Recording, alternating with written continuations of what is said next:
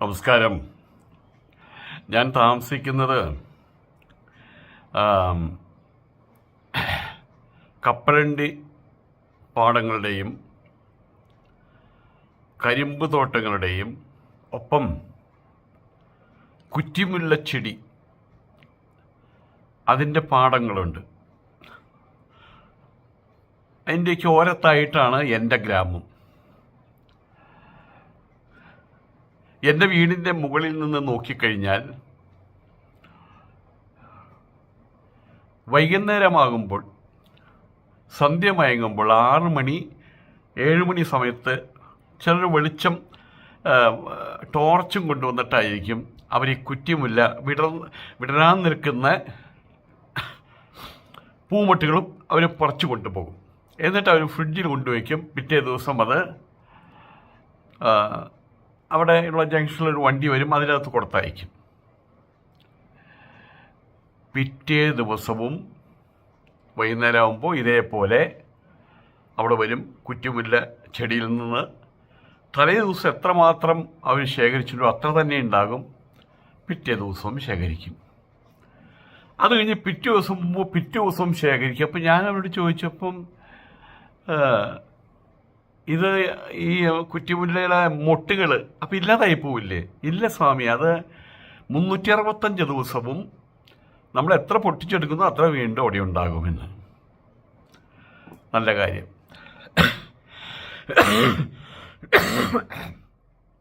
പറയാൻ കാരണം, പിണറായി വിജയൻ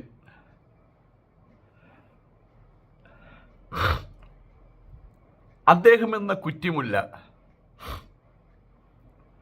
അതിൽ നിന്ന് എത്ര നുള്ളിയെടുത്താലും വീണ്ടും അത്ര തന്നെ അളവിൽ അതവിടെ നിൽക്കും.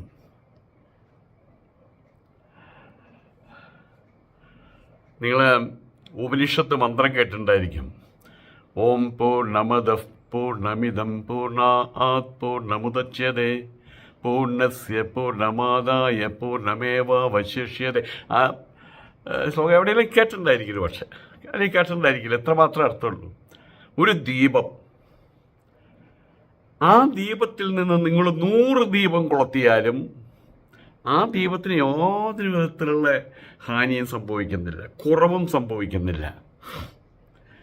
ഈ ചെറിയൊരു ദീപത്തിൽ നിന്ന് കൊളുത്തിയിട്ട് നിങ്ങളൊരു കാട് മുഴുവൻ കത്തിച്ചാലും ഈ ദീപം അവിടെ നിൽക്കും.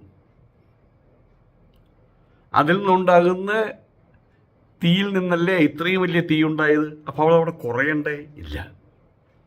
അതാണ് പിണറായി വിജയൻ. കുറയില്ല മക്കളെ, കുറയില്ല. കുറയ്ക്കാൻ ഒരുപാട് ശ്രമിച്ചു, കുറയില്ല.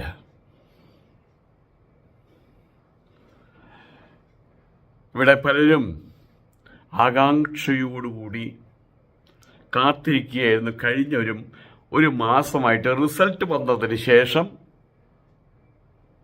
എന്തായിരിക്കും പിണറായി വിജയൻ്റെ സ്ഥിതി?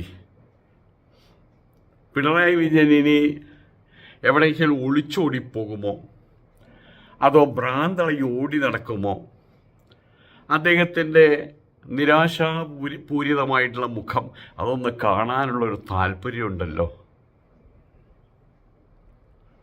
അതിനുവേണ്ടി ഒരുപാട് പേര് കാത്തിരുന്നു. TV ചാനലുകളിലൊക്കെ അത് തന്നെയായിരുന്നു. പിണറായി വിജയൻ ഇനി എങ്ങനെ നിയമസഭയിൽ വരും? ഇത്ര നാളും മുഖ്യമന്ത്രിയായിരുന്ന ഒരാൾ ഇനി എങ്ങനെ താഴോട്ടിറങ്ങി വന്ന് വെറുമൊരു MLA ആയിട്ടിരിക്കും? അപ്പം അദ്ദേഹത്തിൻ്റെ ആ മുഖത്തെ മ്ലാനത, അദ്ദേഹത്തിൻ്റെ മുഖത്ത് പടർന്നു കയറിയ ആ ഇരുള്, അതൊക്കെ ഒന്ന് കണ്ടിട്ട് വേണം എനിക്കൊന്ന് കെട്ടിത്തൂങ്ങി ചാവാൻ എന്ന് പറഞ്ഞ ഒരാളെക്കുറിച്ച് ഓർക്കുമ്പോൾ എനിക്ക് ലജ്ജ തോന്നുന്ന. കാരണം ഞാൻ മുക്കത്ത് പോയ സമയത്ത് അവിടെ മുക്കത്തെ പെണ്ണ് വസന്ത എന്താ സ്വർണ്ണമാല അങ്ങനെ ഉണ്ടല്ലോ, മൊയ്തീൻ്റെ പെണ്ണ്, അവരുടെ പേര് ഞാൻ എപ്പോഴും ഓർമ്മിക്കുന്നില്ല. ആ അമ്മയെ കാണാൻ പോയി. സംസാരിക്കുന്ന കൂട്ടത്തിൽ പറഞ്ഞു, പ്രൊഫസർ MN കാരശ്ശേരി തൊട്ടടുത്താണ് താമസിക്കുന്നതെന്ന്. ശരി, ഇന്ന് അദ്ദേഹത്തെയും കാണാൻ എനിക്ക് വളരെ ഇഷ്ടപ്പെട്ട ഒരാളാണ്. വലിയ വിമർശനങ്ങൾ ഉന്നയിക്കും, പക്ഷേ ചിരിച്ചുകൊണ്ടേ പറയുള്ളൂ. കാര്യസാധ്യത്തിന് വേണ്ടിയിട്ട്, അദ്ദേഹത്തിന് ഒരുപാട് വയസ്സായിട്ടുണ്ട്, കാര്യസാധ്യത്തിന് വേണ്ടി അങ്ങനെ എന്തിനൊക്കെയും പറയുന്ന ഒരാളായിട്ട് തോന്നിയിട്ടുമില്ല. പക്ഷേ ഈ പറഞ്ഞ ആടിൻ്റെ പിടുക്ക് എപ്പോൾ പൊട്ടി വീഴും, ഒരു കുറുക്കൻ കിടന്ന് നടക്കുകയാണ്. അപ്പോൾ ഈ ആട്ടുമുട്ടൻ്റെ പിടുക്കുണ്ടല്ലോ, അതിൻ്റെ 2 മണികൾ, അതിങ്ങനെ കിടന്ന് ആടുമ്പോൾ അതിന് ധാരണ ഇപ്പം പൊട്ടി വീഴും, ഇപ്പം പൊട്ടി വീഴും, ഇപ്പം പൊട്ടി വീഴുന്നു. അതുപോലെ ആടിൻ്റെ പിടുക്ക് പൊട്ടി വീഴുന്ന നോക്കി നടന്ന കുറുക്കൻ്റെ അതേ സ്വഭാവമാണ് എം.എൻ. കാരശ്ശേരിക്ക് വരെ ഉള്ളതെന്ന് അറിഞ്ഞ സമയത്ത് സത്യം പറഞ്ഞ സങ്കടം തോന്നിപ്പോയി. എനിക്ക് ആ മനുഷ്യൻ അത്ര ഇഷ്ടമായിരുന്നു. എം.എൻ. കാരശ്ശേരിയുടെ കാര്യം മാത്രമല്ല, ഒരുപാട് പേര് ഇങ്ങനെ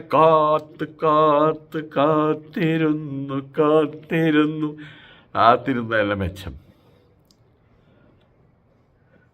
ഇന്നലെ എനിക്ക് ഒരാൾ അയച്ചു തന്ന ഒരു ലേഖനം, ആ ലേഖനം കണ്ടപ്പോൾ എൻ്റെ മനസ്സിൽ തോന്നിയ ചില കാര്യങ്ങൾ ഞാൻ നിങ്ങളോട് പറയുകയാണ്. രസകരമാണ് ആ കാര്യം.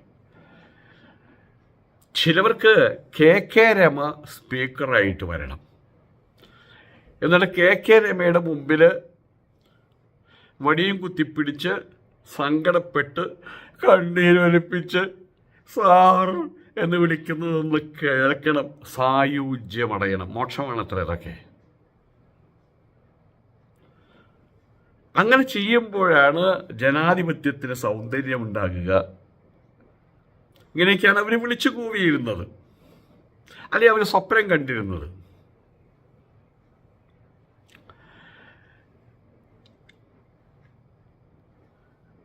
ഏതായാലും ഇവരൊക്കെ പിന്നീട് ഇലക്ഷൻ്റെ തെരഞ്ഞെടുപ്പ് നടക്കുന്ന സമയത്ത് നേരിട്ട് വർത്താനം പറയാൻ കഴിയാത്ത ഇത്തരം പിണിയാളുകൾ അവരിങ്ങനെ പറയാൻ തുടങ്ങി. തുടർച്ചയായിട്ടൊരാൾക്ക് ഭരണം കിട്ടുന്നത് അത് ജനാധിപത്യത്തിൻ്റെ സൗന്ദര്യത്തെ തകർക്കും. അവരൊക്കെ ഏത് രീതിയിൽ എങ്ങനെ ഭരണം നടത്തിയാലും അവസാനം അവർ ഏകാധിപതികളായിട്ട് മാറും. ആയതുകൊണ്ട് തന്നെ മാറ്റം വേണം. നേരിട്ട് LDF ഭരണത്തെ തൂത്തെറിയുക, പിണറായി വിജയനെ തൂത്തെറിയുക എന്ന് പറയാൻ ധൈര്യമില്ലാത്തവർ ഇങ്ങനെ പറഞ്ഞു. വളച്ചൊടിച്ച് പിരിച്ചു കുറേ ഉദാഹരണങ്ങളുമായിട്ട് തുടർച്ച നല്ലതല്ല എന്നൊക്കെയും പറഞ്ഞ് ഒപ്പിച്ചു വയ്ക്കുന്നു. പറഞ്ഞത് എത്ര മാത്രമേ ഉള്ളൂ, പിണറായി വിജയനെ പുറത്താക്കണം. ഏതായാലും ഇതെല്ലാം കഴിഞ്ഞു. പിണറായി വിജയൻ നേതൃത്വം നൽകുന്ന LDF അധികാരത്തിൽ നിന്ന് മാറി നിൽക്കുന്നു. പുറത്തു പോകുക എന്ന് പറഞ്ഞു കഴിഞ്ഞാൽ ഒരു സീറ്റ് പോലും കിട്ടാതിരിക്കണം, ഇപ്പോഴും അകത്ത് തന്നെയാണ് കേട്ടോ. പിന്നെ രമയുടെ രമയുടെ മുമ്പിൽ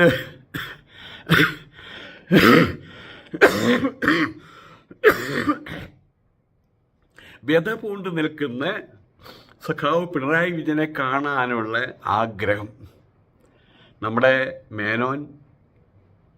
മുഖ്യമന്ത്രി മേനോൻ സാറ് ആ ആഗ്രഹം ഏതായാലും നിറവേറ്റി കൊടുത്തില്ല. അദ്ദേഹം കൂട്ടത്തിൽ തികഞ്ഞ കമ്മ്യൂണിസ്റ്റ് പാർട്ടിക്കാരൻ എന്ന് ഞാൻ വിലയിരുത്തിയിരുന്ന ഇപ്പോഴും അങ്ങനെ തന്നെയൊക്കെയാണ് ഏകദേശം വിലയിരുത്തുന്നത്. പിന്നെ ചില പ്രശ്നങ്ങൾ, കുശുമ്പ്, കുന്നായ്മയൊക്കെയുണ്ട്. അദ്ദേഹം മാറി ജയിച്ചു. ജി സുധാകരൻ അദ്ദേഹത്തിന് എന്തെങ്കിലും ഒരു പൊസിഷൻ കൊടുക്കണമല്ലോ. ഇപ്പോൾ അവിടെ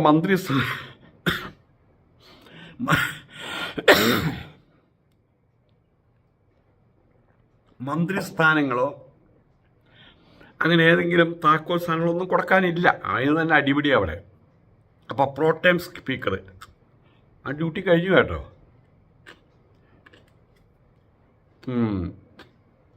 അദ്ദേഹത്തിനാണ് കൊടുത്തത്.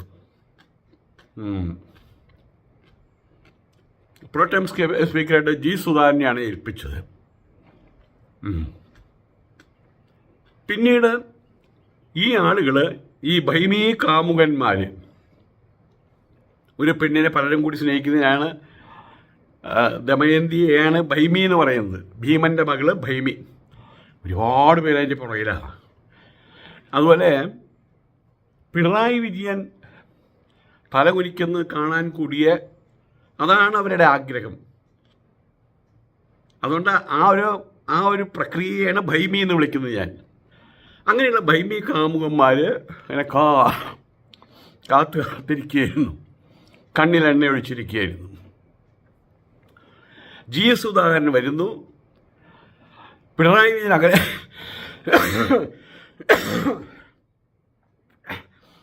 GS സുധാകരൻ തൻ്റെ സ്പീക്കർ കസേരയിൽ അമർന്നിരിക്കുന്നു.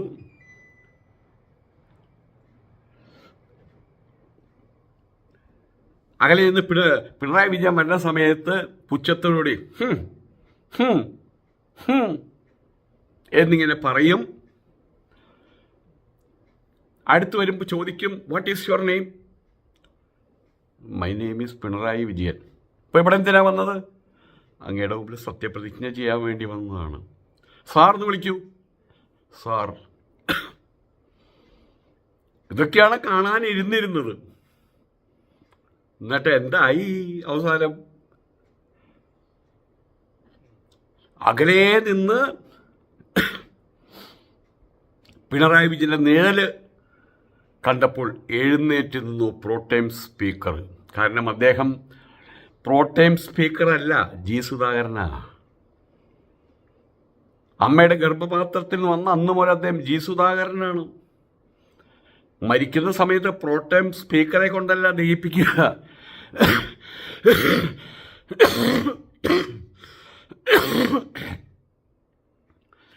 സുധാകരനെ കൊണ്ടാ ദഹിപ്പിക്കുക. അദ്ദേഹം സുധാകരനാണ്. അപ്പുറത്തുള്ളത് പിണറായി വിജയനാണ്. അത് നന്നായിട്ട് അറിയാവുന്ന സുധാകരൻ അദ്ദേഹത്തിന് മുമ്പിൽ അദ്ദേഹത്തെ കണ്ടോടനെ എഴുന്നേറ്റ് നിന്നു. അടുത്ത് വന്ന് ചിരിച്ച്, ആ ചിത്രമാണ് ഞാനകത്ത് കൊടുത്തത്. തോളത്ത് തട്ടി പ്രോടൈം സ്പീക്കറുടെ മിടുക്കൻ നന്നായിരിക്കട്ടെ. കാരണം അന്ന് മുഖ്യമന്ത്രി, ഇന്നിപ്പോൾ പ്രതിപക്ഷ നേതാവാണ്. നമ്മൾ കാര്യം മനസ്സിലാക്കേണ്ടത്, രാമയ്യൻ ദളവ എന്ന് പറയുന്ന ഒരു പ്രധാനമന്ത്രി തിരുവിതാംകൂറുണ്ടായിരുന്നു. തിരുവിതാംകൂർ മഹാരാജാ മാർത്താണ്ഡവർമ്മയുടെയാണോ ആരെയും ഓർക്കുന്നില്ല. അന്ന്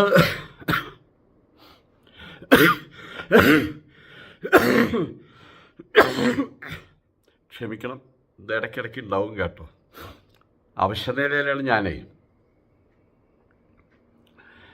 അപ്പം ഒരിക്കൽ രാമയ്യൻ ദളവയുടെ കട്ടിൽ, സപ്രമഞ്ചക്കട്ടിൽ, പട്ടുതുണികളെ കൊണ്ട് പൊതിഞ്ഞിട്ടുള്ള കട്ടിൽ, അതിൽ അദ്ദേഹം ഉറങ്ങാൻ വന്ന സമയത്ത് മുല്ലപ്പൂക്കൾ വിതറിയിരുന്നു. ആ മുല്ലപ്പൂക്കളുടെ ഒന്ന് രണ്ട് മുല്ലപ്പൂക്കളുടെ അടിഭാഗത്ത് അതിൻ്റെ ആ ഞെട്ടിയുണ്ടായിരുന്നു, ഇങ്ങനെ മുള്ളു പോലെ ഇങ്ങനെ ഞെട്ടിയുണ്ടല്ലോ, അതുണ്ടായിരുന്നു. അതെടുത്ത് കളയാൻ അതിൻ്റെ കൂടുതൽ അതിനെ സാധിച്ചില്ല.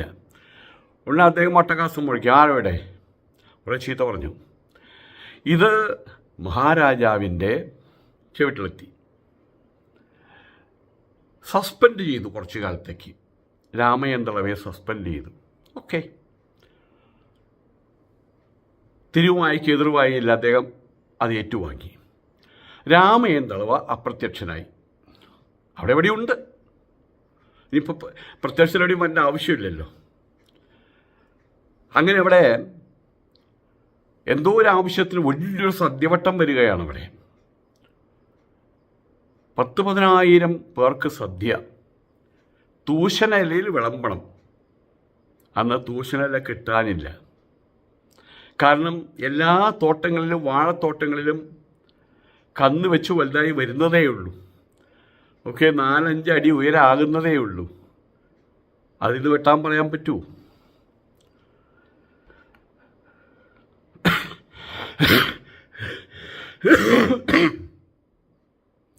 അന്ന് മഹാരാജാവിൻ്റെ മുമ്പിൽ വന്ന് എല്ലാ മന്ത്രിമാരും പറഞ്ഞു, മഹാരാജൻ തൂശനില കിട്ടാനില്ല, അതിൻ്റെ സീസണല്ല. രാമയ്യൻ ദളവയെ വിളിക്കാൻ പറഞ്ഞു. രാമയ്യൻ തളവയെ അന്വേഷിച്ച് നടക്കണം എല്ലാവരും. അന്വേഷിച്ച് കഴിഞ്ഞപ്പോൾ ആളെ കാണാനില്ല. രാജാവിൻ്റെ അടുത്ത് പോയി പറഞ്ഞു, രാമയ്യൻ തളവയെ കാണാനില്ല. അദ്ദേഹം ദേഷ്യപ്പെട്ടു. എന്താ അദ്ദേഹം മാഞ്ഞു പോയോ? നിങ്ങളിവിടെ എല്ലായിടത്തും തപ്പി നോക്കണം, തട്ടിമ്പുറത്തും നോക്കണം, കക്കൂസയിലും കുളിമുറിയിലും നോക്കണം, അടുക്കളയുടെ മുന്നിലും പിന്നിലും നോക്കണം, കൊപ്രക്കളത്തിലും നോക്കണം. അയ്യോ, അങ്ങനെ തന്നെയാണ്. ചെന്ന സമയത്ത് അദ്ദേഹം കൊപ്രക്കളത്തിൽ അവിടെ ഒരു ചിരവ പോലുള്ള ഒരു മുട്ടിയുണ്ട് അവിടെ, പഴയൊരു ചിരവ. ആ ചിരവയുടെ മേലെ തലയും വെച്ച് നല്ല ഉറക്കം. സപ്രമഞ്ചക്കട്ടിലെ പട്ടുമെത്തയിൽ മുല്ലപ്പൂ എറിഞ്ഞ സമയം, മുല്ലപ്പൂ വിട്ടപ്പോൾ അതിൽ ഒരു മുല്ലപ്പൂവിൻ്റെ മേലെ അതിനെ ഞെട്ടി ശരീരത്തിൽ കുത്തിക്കയറി എന്ന് പറഞ്ഞ് ലഹളി ഉണ്ടാക്കിയ രാമയ്യൻ തളവ ഇപ്പോൾ പല മുട്ടിയുമ്പോൾ ചിരവ മുട്ടിയുമ്പോൾ തലയും വെച്ച് കിടന്നുറങ്ങുക, സുഖമായിട്ട് കൂർക്കം വിളിച്ചു കൊണ്ടുവന്നു. രാമയ്യൻ, നമുക്കിവിടെ 10,000 തൂശനില വേണം. യാതൊരു വിധത്തിലുള്ള മുഖവരിയും കൂടാതെ പറഞ്ഞു, തീർച്ചയായും രാജൻ, എനിക്ക് ഇപ്പോഴത്തെ എൻ്റെ നില വെച്ച് എനിക്കത് സമാഹരിക്കാൻ പറ്റില്ല. നിങ്ങൾ വീണ്ടും എൻ്റെ പ്രധാനമന്ത്രിയായിരിക്കുന്നു. ഓക്കെ, തുല്യം ചാർത്തി. അന്ന് 3 നാഴിക 4 നാഴിക മാത്രം സമയമെടുത്തുകൊണ്ട് അദ്ദേഹം അത്രയും 10,000-ന് മേലെ തൂഷണകൾ കൊണ്ടെത്തിച്ചു. സദ്യയെല്ലാം ഭംഗിയായിട്ട് കഴിഞ്ഞു, ഒരു കുഴപ്പമുണ്ടായില്ല.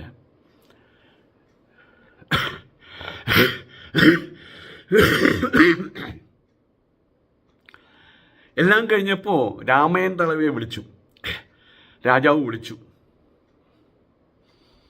നിങ്ങൾ ചിരവമുട്ടിയുമേ തലയും വെച്ച് കിടന്നുറങ്ങുന്നു എന്നാണല്ലോ കേട്ടത്.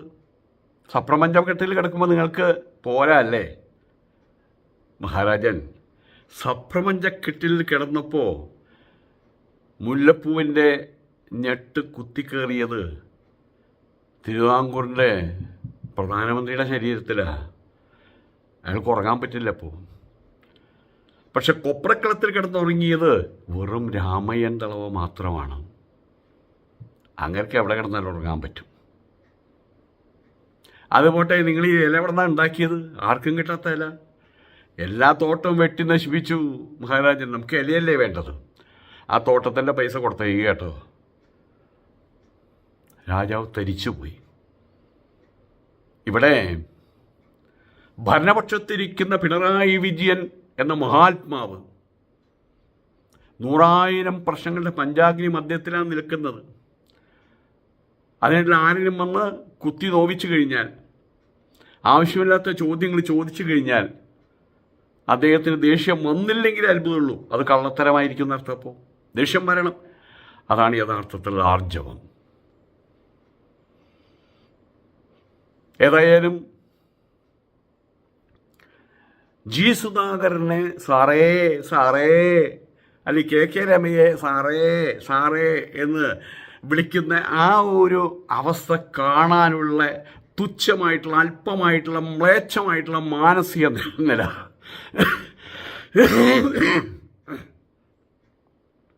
അതാണ് ജനാധിപത്യത്തിൻ്റെ സൗന്ദര്യം എന്ന് കൊട്ടിഘോഷിച്ച് കുറേ പത്രങ്ങളുണ്ട്, ചാനലുകളുണ്ട്, ജീർണലിസ്റ്റുകൾ അവരുടെ മോഹം നടന്നില്ല. സഖാവ് പിണറായി വിജയൻ മുഖ്യമന്ത്രിയുടെ ഔദ്യോഗിക വസതിയായിട്ടുള്ള ക്ലിഫ് ഹൗസ് ഒഴിഞ്ഞ് എന്തിനാ വാടക വീട്ടിലേക്ക് ഉടനെ മാറിയത്?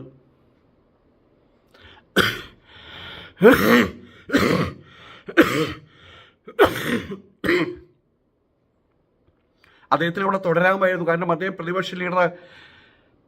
മുഖ്യമന്ത്രി ആകുമ്പോഴല്ലേ ഒഴിയേണ്ട ആവശ്യമുള്ളൂ. ഒരാൾ പുതിയ മുഖ്യമന്ത്രി ആകുമ്പോൾ ഇദ്ദേഹം ഒഴിയണം. എന്നാലും സമയം ചോദിക്കാം. ഡൽഹിയിലൊക്കെ 3 മാസം 3 വർഷം വരെ താമസിച്ച ആൾക്കാരുണ്ട്. അതൊന്നും ചോദിച്ചില്ല. തോറ്റു എന്നറിഞ്ഞ ഉടനെ തന്നെ അദ്ദേഹം വാടക വീട്ടിലേക്ക് മാറി.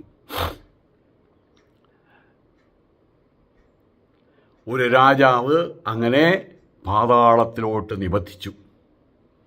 അങ്ങനെ അതിനെ ആഘോഷിച്ചു. അവരാണ് ജീർണലിസ്റ്റുകൾ. ഈ കൂട്ടത്തിൽ കേട്ട മറ്റൊരു വാക്കുണ്ട്, ഈശ്വര പിണറായി വിജയൻ തോൽക്കല്ലേ. പിണറായി വിജയൻ്റെ സഖാവ് പിണറായി വിജയൻ്റെ ഏറ്റവും വലിയ ശത്രുക്കളാണെന്ന് പറഞ്ഞത്. ആദ്യത്തെ കുറേ റൗണ്ടിൽ അദ്ദേഹം താഴോട്ട് പോയപ്പോൾ പ്രാർത്ഥിച്ചു, അയ്യോ പിണറായി വിജയൻ തോൽക്കല്ലേ. എന്തുകൊണ്ടാണ്? നിയമസഭയിൽ വരണം, എന്നിട്ട് സമനില തെറ്റിയവനെ പോലെ കെ രമയുടെ മുമ്പിലോ ജി സുധാൻ്റെ മുമ്പിലോ ചെന്ന് സാറേ എന്ന് പറഞ്ഞ് ആ ഒരു കാഴ്ചയുണ്ടല്ലോ, കാണാൻ കഴിഞ്ഞെങ്കിൽ എന്തു ഭാഗ്യം. അങ്ങനെയും പലരും ആഗ്രഹിച്ചു. അത്തരം ആളുകളെ വിളിച്ചു കൊണ്ടുവന്നിരുത്തി ഡിബേറ്റ് നടത്തി ചാനലുകൾ അവരുടെ വ്യവസായം തുടർന്നു.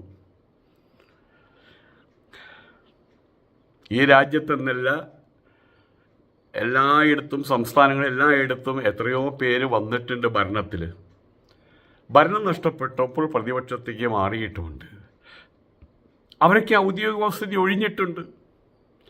എന്നാൽ സഖാവ് പിണറായി വിജയൻ്റെ ഔദ്യോഗിക വസതിയെക്കുറിച്ച് ഉണ്ടാക്കിയത് ഇങ്ങനെ വിഷം വമിക്കുന്ന കോൺസെൻട്രേഷൻ ക്യാമ്പുകളിലേക്ക് ആളുകൾ ഉള്ളിൽ കയറ്റിയിട്ട് വിഷം അടിച്ചു കയറ്റും അത്രേ. ഇതുപോലെയാണ് ജനസമൂഹത്തിൻ്റെ മേലെയാണ് വിഷമടിച്ചു കയറ്റിയത്, വരുന്ന തലമുറയുടെ മേലെ കൂടി. പുതിയ മുഖ്യമന്ത്രി വരുമെന്നായപ്പോൾ ആ വീട്ടിൽ അറ്റകുറ്റപ്പണി വേണമെന്നായി. അവിടെ മരപ്പട്ടി പേപ്പട്ടി എല്ലാ പട്ടികളുടെയും ശല്യമുണ്ടെന്നായി. നേരത്തെ ജാമ്യം എടുത്തിരിക്കുകയാണ് മലയാള മനോരമ. അതുവരെ അവരുടെ കടകളിൽ എന്താ ഉണ്ടായിരുന്നത്? നൂറുകണക്കിന് പരിചാരകർ, അടിയിൽ നിന്ന് നീല മറ്റേ വെളിച്ചം കൊടുത്ത ജലാശയങ്ങൾ, നീന്തൽക്കുളം, സ്വിറ്റ്സർലാൻഡിൽ നിന്ന് നേരിട്ട് വിമാനത്തിൽ വരുത്തിയ പശുക്കൾ, ഒരുപാട് കഥകൾ. ഏതായാലും ഈ മാധ്യമങ്ങൾ ഒഴുക്കിവിടുന്ന മലം, അവരുടെ വായിൽ നിന്ന് ഒഴുക്കിവിടുന്ന മലം, അത് ഉരുട്ടി തിന്നേണ്ടുന്ന ഗതികേടാണ് മലയാളികൾക്കുണ്ടായത്. കുറേ പേരത് ഉരുട്ടി തിന്നു, മൂക്കുമുട്ട തിന്നു. അവരുടെ മനസ്സിൽ ആ PR വർക്കുകൾ, പബ്ലിക് റിലേഷൻസ് വകുപ്പുകൾ അവരുടെ മനസ്സിലേക്ക് ആഞ്ഞ് പതിപ്പേൻ അവർക്ക് കഴിഞ്ഞു. പിണറായി വിജയൻ അധികാരത്തിൽ നിന്ന് മാറ്റി. ഇപ്പോൾ പലരും പറയാൻ തുടങ്ങി, മുക്കലും മുളലും ആരംഭിച്ചു. ഓക്കെ, പിണറായി വിജയനെ മാറ്റിയത് പിന്നീട് നടന്ന സംഭവം അറിയാലോ. മുഖ്യമന്ത്രിയെ തിരഞ്ഞെടുക്കാൻ വേണ്ടിയിട്ട് എല്ലാത്തിനും കൂട്ടത്തിൽ നിർത്തിയിട്ട് ഈ കോൺഗ്രസ്, ഈ UDF MLA-മാരെ മുഴുവൻ കെട്ടിപ്പൂട്ടിയിട്ട് വല്ല റോക്കറ്റിൽ കയറ്റി ചൊവ്വയിലേക്ക് വെടിയത്തക്ക വിധം തിരിച്ചു വരാൻ പാടില്ല. പിന്നെ ആര്യതുള്ള വൃത്തികേടല്ലേ കാണിച്ചത്, അതിപ്പോഴും തുടർന്നുകൊണ്ടിരിക്കുകയല്ലേ. KPCC പ്രസിഡന്റിനെ തിരഞ്ഞെടുക്കാൻ ഈ ജന്മത്തെ അവർക്ക് കഴിയുമെന്ന് തോന്നുന്നുണ്ടോ? അതൊക്കെ നിങ്ങൾ കേൾക്കുന്ന കഥകളാണ്. തൻ്റെ മുന്നണിക്ക് ഭൂരിപക്ഷം നഷ്ടപ്പെട്ടു എന്ന നിമിഷത്തിൽ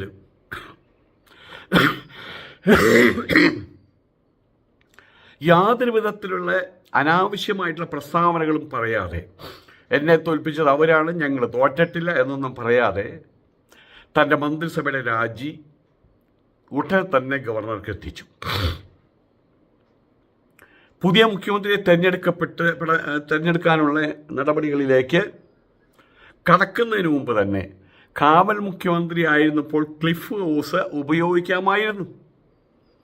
എന്നിട്ടത് വേണ്ടെന്ന് പറഞ്ഞ് വാടക വീട്ടിലേക്ക് താമസം മാറ്റി. കോൺവോയായിട്ട് 10-20 വാഹനങ്ങൾ അദ്ദേഹത്തിൻ്റെ ഉദ്യോഗസ്ഥന്മാരും അവനവനും ഫയർഫോഴ്സും പോലീസുകാരും എല്ലാമായിട്ട് ഞാനോ നിങ്ങളോ സഞ്ചരിക്കുന്ന പോലെ ഒരു ഫയൽ നോക്കാൻ വേണ്ടിയിട്ട് കോട്ടയത്ത് നിന്ന് കൊല്ലത്തേക്ക് ട്രാഫിക്കിൽ ഒരു കാറുമായിട്ട് പോയി കഴിഞ്ഞാൽ അന്നത്തെ ദിവസം കഴിഞ്ഞു. മുഖ്യമന്ത്രിയെ ആൾക്കാർ അതിൻ്റെ പേര് തല്ലിക്കൊല്ലും. അതുകൊണ്ട് ശരവേഗത്തിൽ പോകണം. നാളെ പിണറായി വിജയൻ ഒരു ഹെലികോപ്റ്റർ വാങ്ങിച്ചാലും ഞാൻ സന്തോഷിക്കും, കാരണം അത്രയും വേഗത്ത് കാര്യങ്ങൾ നീങ്ങുമല്ലോ. ഏതായാലും അത് കഴിഞ്ഞു. മുഖ്യമന്ത്രി സ്ഥാനം കഴിഞ്ഞപ്പോൾ നമ്മളുടെ പഴയ രാമയ്യൻ തളവ പലമുട്ടിയും കിടന്നുറങ്ങിയ സായുജ്യം അദ്ദേഹത്തിന് അപ്പം അത് മതി. കണ്ണൂർ റെയിൽവേ സ്റ്റേഷനിൽ ഒരു സാധാരണക്കാരനെ പോലെ ട്രെയിൻ കയറാനിരിക്കുന്നു. ഒന്നും സംഭവിച്ചിട്ടില്ല.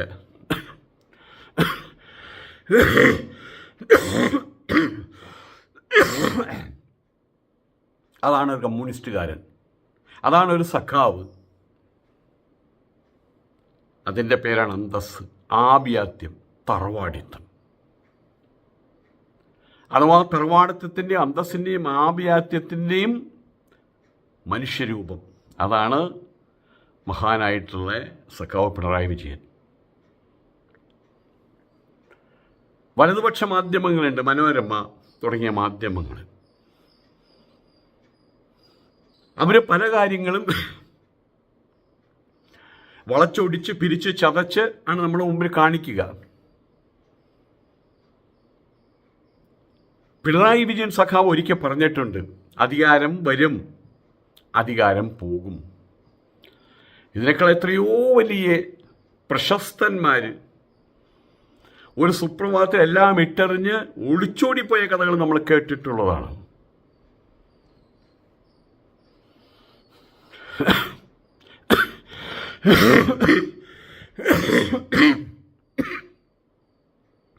അധികാരത്തിൻ്റെ സോപാനത്തിൽ കയറുമ്പോൾ, അധികാരത്തിൻ്റെ ശ്രീകോവിലേക്ക് കയറുമ്പോൾ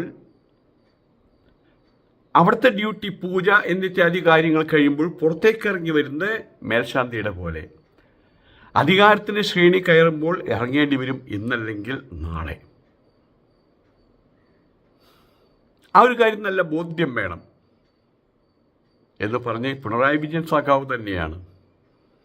അത്തരം ബോധ്യമുള്ള ഒരാൾക്ക് ഇത്തരം കൂടുമാറ്റം, മുഖ്യമന്ത്രി ടു പ്രതിപക്ഷ നേതാവ്, അതൊരു പ്രശ്നമല്ല. അത് സഖാവ് പിണറായി വിജയൻ ഈ കേരളത്തിന് കാണിച്ചു കൊടുത്തു. പക്ഷെ അത് കാണാനുള്ള മാനസിക വികാസം നമുക്കുണ്ടോ എന്നുള്ളതാണ് പരിശോധിക്കേണ്ടത്. അതല്ലാതെ ഇന്നലെ വരെ സ്റ്റേറ്റ് കാറിൽ മുൻപിലും പിന്നിലും സെക്യൂരിറ്റിയൊക്കെ ആയി പോയിരുന്നൊരാൾ ഇത് നടു റോട്ടിലിറങ്ങി തെണ്ടുന്നു എന്ന അല്പത്തരത്തിൻ്റെ കാരശ്ശേരി ഭാഷ അത് വിട്ടുകളയാം.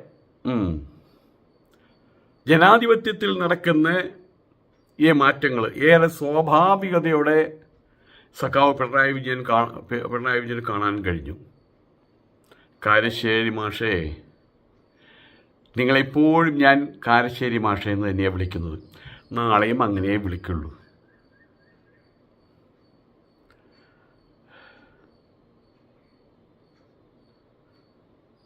കാരശ്ശേരി മാഷേ, ഇതാണ് ജനാധിപത്യത്തിൻ്റെ സൗന്ദര്യം.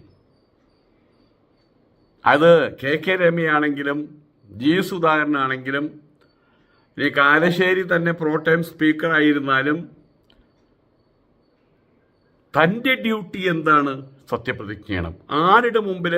ആരാണോ പ്രോടൈം സ്പീക്കർ അവൾ അക്ഷോഭ്യനായി മന്ദഹാസം പൊഴിച്ച് സഗൗരവം ദൃഢപ്രതിജ്ഞ ചെയ്തു. എല്ലാവരും തലകുനിച്ചു. ചിലർ ലജ്ജ കൊണ്ട് തലകുനിച്ചു, ചിലർ ആ കാഴ്ച കണ്ട് അഭിമാനം കൊണ്ട് തല താഴ്ത്തി.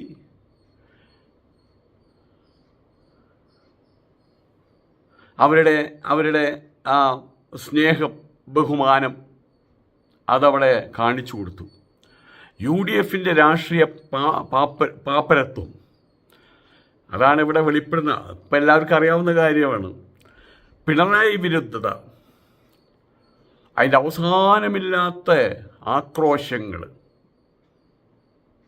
ഇപ്പോഴും 102 MLA-മാരെ പകിട്ടുമായിട്ട് വന്നിട്ടുള്ള ഈ UDFകാർക്ക് വേറെന്തെങ്കിലും പറയാനുണ്ടോ?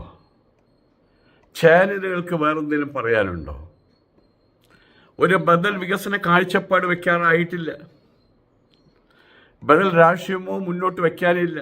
ഇപ്പോഴും കള്ളക്കഥകളുടെ നിലയ്ക്കാത്ത പ്രചാരണം മാത്രം കാരണം അധുനാതനമായിട്ടുള്ള രാഷ്ട്രീയത്തിൽ അവർ പഠിച്ചു വച്ചിട്ടുള്ളത് എന്തെങ്കിലുമൊക്കെ ചെയ്യുക എന്നുള്ളതല്ല. അതിന് വിഷമമുണ്ട്, പ്രയത്നമുണ്ട്. ആയതുകൊണ്ട് എന്തെങ്കിലും ചെയ്യുക എന്നുള്ളതല്ല, ചെയ്തു എന്ന് പറഞ്ഞ് പരത്തുക, അതും മതി. ഇനി വരാൻ പോകുന്ന എത്ര മാസമാണ് ഇവർ അധികാരത്തിലിരിക്കാൻ പോകണമെന്ന് അറിയില്ല. ആ കാലഘട്ടത്തിലെല്ലാം നിങ്ങൾ കണ്ണുകൊണ്ടല്ല ബുദ്ധി കൊണ്ട് വീക്ഷിച്ചാൽ നിങ്ങൾക്ക് അറിയാൻ പറ്റും, ഒന്നും നടക്കില്ല. എല്ലാം നടത്തും എന്ന് പറച്ചിലല്ലാതെ. തൃശ്ശൂരിൽ വന്ന ഒരുത്തനറിയാലോ, ചെമ്പുകോഴി. ഇന്ന് വരെ ഒരു കല്ലെടുത്ത് ഇവിടുന്ന് അവിടേക്ക് മാറ്റി വെച്ചിട്ടില്ല. അയാളുടെ മകൻ പറയാണ്, എനിക്ക് പോലും മടുത്തു, വീട്ടിലേക്ക് എൻ്റെ സുഹൃത്തുക്കൾ പോലും കയറി വരില്ല, കാരണം അത് BJPക്കാരുടെ വീടാന്ന് പറഞ്ഞിട്ട്. അയാളുടെ മകൻ പറഞ്ഞപ്പോൾ അത് വലിയൊരു വൈറലായിരിക്കുകയാണ് ആ വാർത്ത.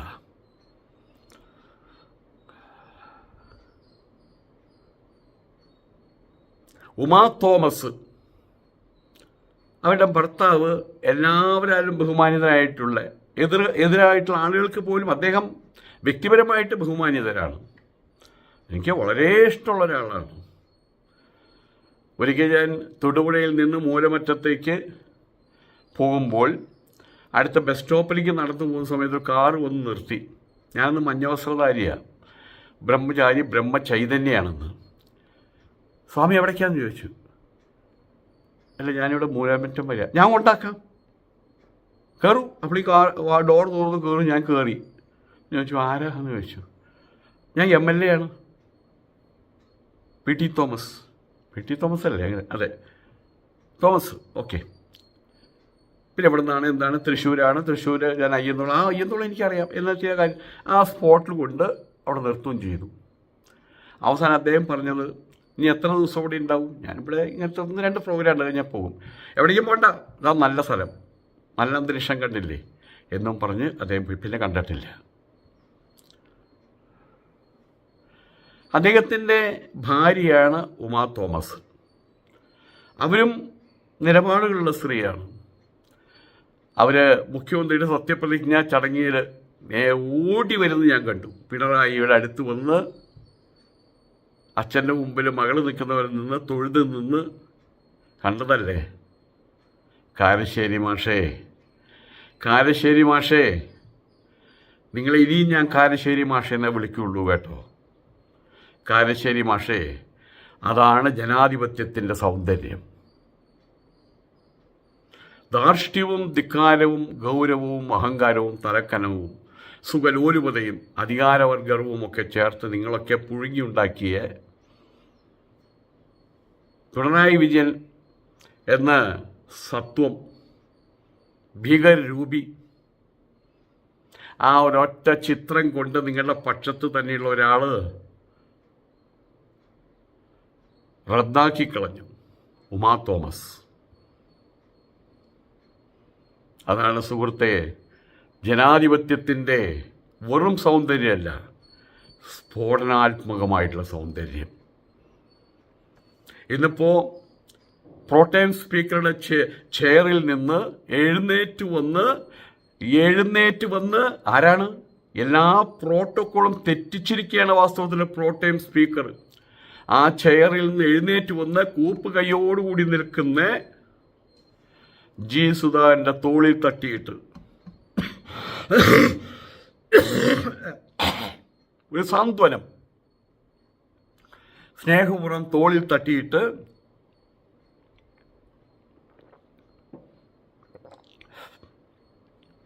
ആ ഒരു കാഴ്ച മനസ്സ് തുറന്നുള്ളൊരു ചിരി. ഇപ്പം പ്രാരബ്ധങ്ങളില്ല. അത് ഈ പറയുന്ന കാരശ്ശേരിമാരുടെ പൊയ്മുഖങ്ങളെ അഴിച്ച് ചാണകക്കുഴിയിൽ മുക്കിയിരിക്കുകയാണ്. ഇനിയെങ്കിലും മനസ്സിലാക്കുക, ജനാധിപത്യത്തിൻ്റെ സൗന്ദര്യം തെരഞ്ഞെടുപ്പും വിജയങ്ങളും പരാജയങ്ങളുമല്ല എന്ന്. നിയമസഭയിൽ ഇന്നും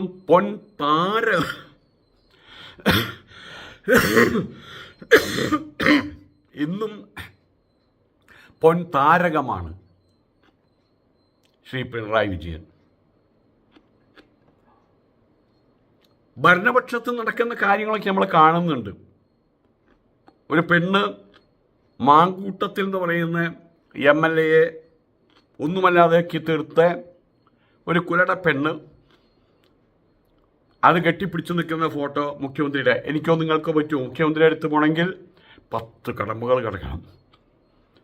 പക്ഷെ ഇത്തരം പെണ്ണുങ്ങളാണെങ്കിലോ പറയുന്നില്ല.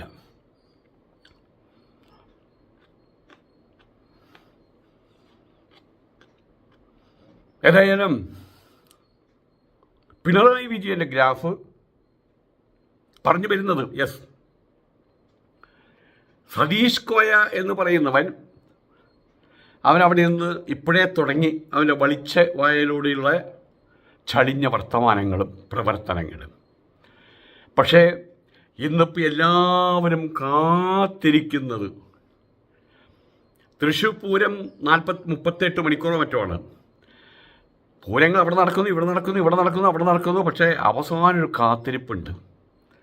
പുലർച്ചെ 3 മണിയാവുമ്പോൾ വെടിക്കെട്ട്.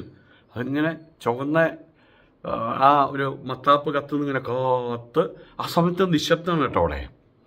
അതുപോലെ ഇപ്പോൾ പിണറായി വിജയൻ പ്രതിപക്ഷ സ്ഥാനത്ത് നിന്ന് എഴുന്നേറ്റുന്ന 2 ചോദ്യങ്ങൾ ചോദിക്കുന്നത് കാത്തിരിക്കുകയാണ് കേരളം. പിണറായി വിജയൻ്റെ ഗ്രാഫ് കുത്തനെ ഉയരുകയാണ്. പ്രവചിക്കാൻ പറ്റാത്ത വേഗത്തിൽ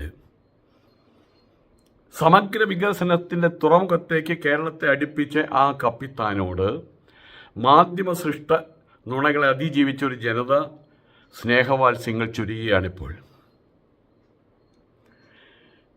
തെരഞ്ഞെടുപ്പ് കഴിഞ്ഞു. ഇപ്പോൾ എല്ലാവരിലും കുടികൊള്ളുന്നത് കുറ്റബോധമാണ്. എൻ്റെ ഒരു സുഹൃത്തുണ്ട്. അദ്ദേഹം ജാതിയിൽ ഈഴവനാണ്.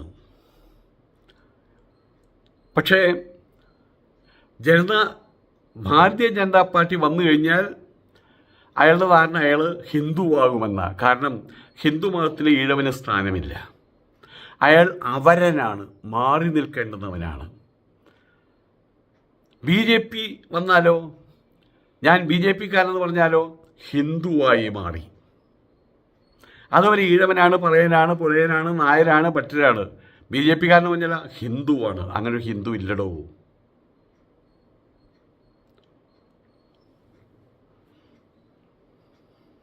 ഏതായാലും അയാൾ അടക്കം ഇപ്പോൾ വേവലാതിപ്പെടുകയാണ്. കാരണം ആരാ ഭരിക്കുന്നത്? ഇവരെല്ലാവരും കൂടി പിണറായി വിജയനെ അകറ്റി നിർത്തി കൊണ്ട് നമ്മുടെ കയറ്റിവെച്ചത് ആരാണ്? 1-ാം നമ്പർ മുഖ്യമന്ത്രിയായിട്ടൊരു ബൊമ്മ. യഥാർത്ഥത്തിൽ അതിനെ ചലിപ്പിക്കുന്നത് കുഞ്ഞാലിക്കുട്ടി. പാണക്കാട് മുസ്ലിം ലീഗ് എന്ന് പറഞ്ഞാൽ മുസ്ലിങ്ങളാണെന്ന് പറഞ്ഞ് നടക്കുന്ന കുറേ ആൾക്കാർ ഇപ്പം എനിക്കെതിരാണ്. കേരളത്തിലും ഇന്ത്യയിലുമുള്ള മുസ്ലിങ്ങൾ മുഴുവൻ മുസ്ലിം ലീഗുകാരാണെങ്കിൽ ഞാൻ എല്ലാ മുസ്ലിങ്ങൾക്കും എതിരാണ്. എതിരെന്നല്ല, കാർക്കിച്ചു തുപ്പും. അത്രയും വൃത്തികെട്ടവന്മാരാ മുസ്ലിം ലീഗുകാർ. വഞ്ചകന്മാരാ, ചതിയന്മാരാ. ഈ കേൾക്കുന്ന നിങ്ങളൊക്കെ കേൾക്കുന്ന മുസ്ലിങ്ങളൊക്കെ മുസ്ലിം ലീഗുകാരാണോ? എനിക്കറിയില്ല. പ്രസ്ഥാനത്തിൻ്റെ അടിമകൾ, സ്വന്തം നിലപാടില്ലാത്തവർ, സത്യപ്രതിജ്ഞയ്ക്ക് അല്ലാഹു എന്ന് പറയാൻ മടിച്ചവരോടും കരുണ കാണിക്കുന്നവർ. കാരണം എന്താണ്? അവർ പ്രസ്ഥാനത്തിൻ്റെ അടിമകളാണ്, പാണക്കാടിൻ്റെ അടിമകളാണ്. ഇപ്പം എനിക്കെതിരെയാണ്. ഞാൻ സന്തോഷത്തോടു കൂടിയിട്ട് എപ്പോഴും നിങ്ങളോട് പറഞ്ഞിട്ടുണ്ടോ, ഏതെങ്കിലും വീഡിയോയിൽ 6000-ൽ പരം വീഡിയോകൾ ഞാൻ ചെയ്തു, ഒരു വീഡിയോയിലും എൻ്റെ സബ്സ്ക്രിപ്ഷൻ ഒന്ന് കയറ്റി വിടണം ഞാൻ പറഞ്ഞിട്ടുണ്ടോ?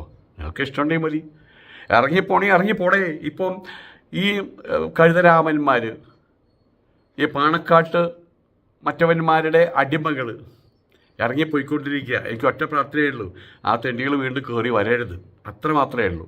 കാരണം അതിനെല്ലാത്തിനെയും കൂടി തൂക്കി നോക്കിക്കഴിഞ്ഞാൽ, പാണക്കാട്ട് അടിമകൾ 1000 എണ്ണത്തിനെ തൂക്കി നോക്കിക്കഴിഞ്ഞാൽ 1 കിലോ വെയിറ്റ് ഉണ്ടെങ്കിൽ, യഥാർത്ഥത്തിൽ ഈമാനുള്ളൊരു മുസ്ലിമിനെ തൂക്കി നോക്കിക്കഴിഞ്ഞാൽ അതിൻ്റെ ഇരട്ടി വരും.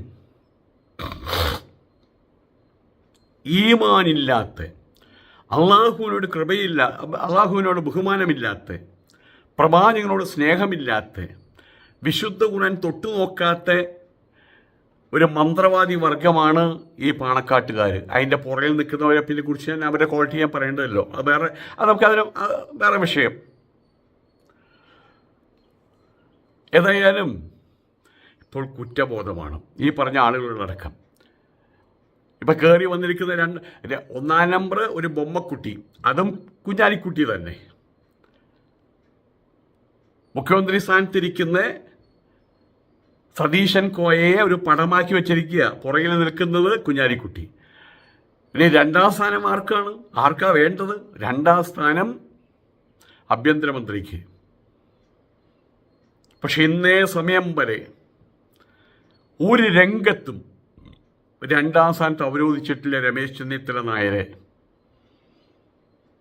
അവിടെ കുഞ്ഞാലിക്കുട്ടി, വിദ്യാഭ്യാസം 10ാം ക്ലാസ്സുകാരൻ,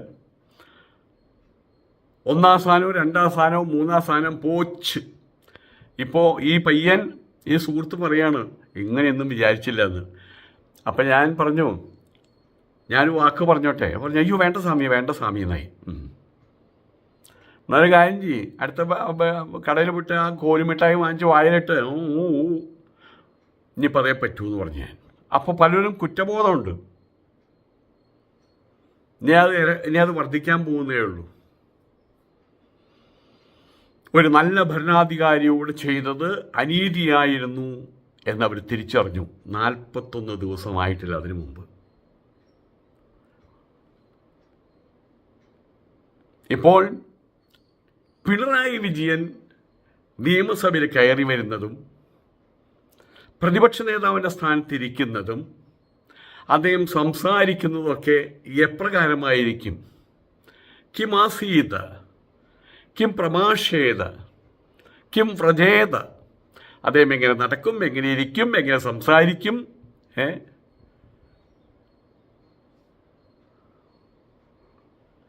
അദ്ദേഹമാണിപ്പോൾ നിയമസഭയിൽ ഏറ്റവും കൂടുതൽ ശ്രദ്ധേയനായിട്ടുള്ള സ്ഥാനം അദ്ദേഹത്തിൻ്റെതാണ്. ശ്രദ്ധേയനായ വ്യക്തിയും അദ്ദേഹമാണ്. ഹൃദയഹാരിയാണ് അദ്ദേഹത്തിൻ്റെ സാന്നിധ്യം. ഏതായാലും ഒരു കാര്യം മനസ്സിലാക്കുക, ഒരു പരാജയവും ഒരു കമ്മ്യൂണിസ്റ്റുകാരനെ ഉലയ്ക്കില്ല.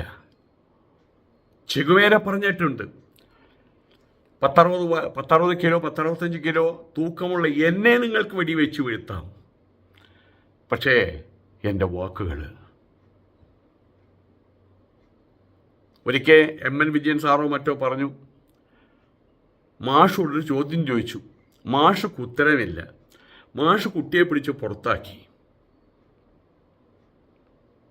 കുട്ടി പുറത്തേക്ക് പോയി, കുട്ടി സ്കൂളിൽ നിന്നും പോയി, അവൻ വേറെ സ്കൂളിൽ പോയി ചേർന്നു. പക്ഷേ അവിടെ അവൻ്റെ സഞ്ചിയും ബാഗൊക്കെ എടുത്തു കൊണ്ടുപോയി. പക്ഷെ ഒരു കാര്യം അവശേഷിക്കുന്നുണ്ട്, അവൻ ചോദിച്ച ചോദ്യം. ആയതുകൊണ്ട് തന്നെ പിണറായി വിജയൻ അഥവാ കമ്മ്യൂണിസ്റ്റുകാരൻ അഥവാ കമ്മ്യൂണിസം അവർ ലോകത്തിന് മുമ്പിൽ വയ്ക്കുന്ന പല ചോദ്യങ്ങളും, ആ ലോകത്തിന് മുമ്പിൽ അവർ വിടർത്തിക്കാണിക്കുന്ന നിലപാടുകൾ അത് അവസാനിക്കില്ല. നേതാക്കന്മാർ വരും പോകും. ആയതുകൊണ്ട് തന്നെ കാൾ മാർക്സ് പോയി, ഏംഗൽസ് പോയി, ലെനിൻ പോയി, ഇവിടെ EMS പോയി, AK ഗോപാലൻ പോയി, എന്നിട്ടും കമ്മ്യൂണിസം ഉണ്ടോ? നായനാരുടെ ഭാഷയിൽ പറഞ്ഞാൽ കമ്മ്യൂണിസം ഉണ്ടടോ മക്കളെ. ഒരു പരാജയവും കമ്മ്യൂണിസ്റ്റ് പാർട്ടിയെ ഉലയ്ക്കില്ല, ഒരു കമ്മ്യൂണിസ്റ്റുകാരനെയും ഉലയ്ക്കില്ല. ഒരു നീച പ്രചാരണവും അയാളുടെ ശരീരത്തിൽ നിന്ന് ഒരു ശ്മശ്രു പോലും ഇളക്കിക്കളയാൻ പര്യാപ്തമല്ല.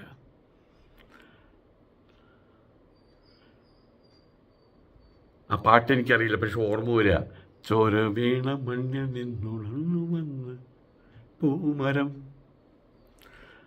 കനലെരിഞ്ഞ എത്രയോ സമരപഥങ്ങൾ താണ്ടി കടന്നു വന്ന് സഖാവ് പിണറായി വിജയൻ എന്ന മനുഷ്യൻ തൻ്റെ സാന്നിധ്യം കൊണ്ട് തന്നെ വിസ്മയമായി തീർന്നുകൊണ്ടിരിക്കുകയാണ്.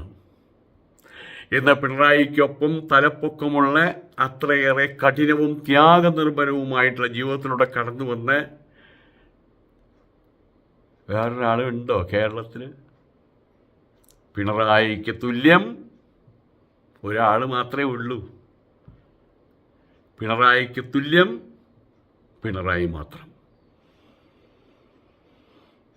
ഇതിഹാസ തുല്യമായിട്ടുള്ള അദ്ദേഹത്തിൻ്റെ വ്യക്തിജീവിതവും രാഷ്ട്രീയ ജീവിതവും കടന്നു പോയ തീക്കനൽ വഴികളും മലയാളികൾക്ക് മുമ്പിൽ, അഥവാ കമ്മ്യൂണിസ്റ്റ് ലോകത്തിന് മുൻപിൽ ഒരു പാഠപുസ്തകമായിട്ടെന്നും നിലനിൽക്കും.